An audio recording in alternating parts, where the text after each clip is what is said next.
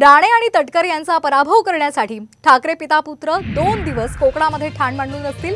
राणेंचा पराभव करण्यासाठी ठाकरे पिता पुत्रांच्या सभा होणार आहेत। उद्धव ठाकरे यांची उद्या शुक्रवारी राणेंचा बालेकिल्ला असलेल्या कणकवलीमध्ये जाहीर सभा आयोजित करण्यात आली आहे। तर शनिवारी आदित्य ठाकरे यांची सावंतवाडीमध्ये जाहीर सभा होईल।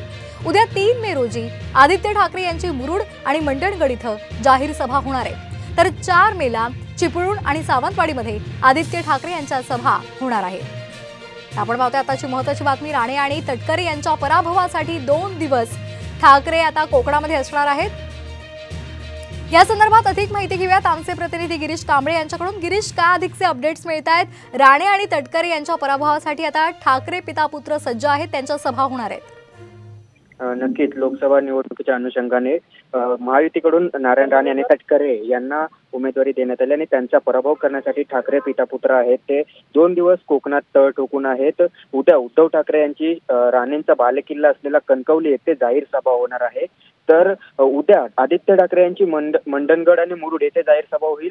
तर 4 मे रोजी आदित्य ठाकरे यांची चिपळूण आणि सावंतवाडीत सभा होणार आहे। विशेष म्हणजे राणेंना पराभव करण्यासाठी ठाकरे पिता पुत्रांची 2 दिवस सलग सभा होत आहे। त्यामुळे कुठेतरी राणेंना पराभव करण्याचा विडा हा ठाकरे पिता पुत्रांनी उचललेला आपल्याला पाहायला मिळतो आणि या 2 दिवस 3 आणि 4 मे रोजी या जाहीर सभा होतील। विशेष म्हणजे उद्धव ठाकरे यांची राणेंच्या बालेकिल्ला असलेला त्यांचं ज्या ठिकाणी निवासस्थान आहे, त्यांचं राजकारण ज्या ठिकाणाहून सुरू झालं त्या कणकवली जाहीर सभा होत आहे आणि त्यामुळेच एकंदरीत आता उद्धव ठाकरे राणेंवर काय बोलणार हे पाहणं महत्त्वाचं असेल। याआधी देखील जनसंवाद मेळावा उद्धव ठाकरे यांनी घेतलेला होता, त्यावेळी देखील त्यांनी सभा घेत राणेंवर आगपागड केलेली होती, त्यांच्यावर टीकास्त्र डागलेलं होतं। त्यामुळे आता उमेदवारी जाहीर झाल्यानंतर उद्धव ठाकरे नारायण राणेंवर काय बोलतात हे पाहणं महत्त्वाचं असेल।